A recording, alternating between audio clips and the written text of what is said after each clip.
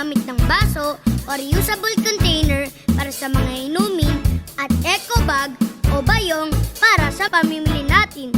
Ayos! Parang bibo Ako yun!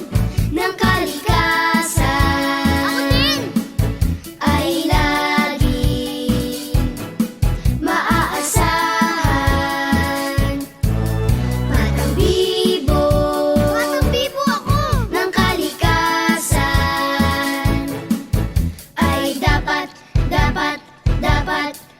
natulad.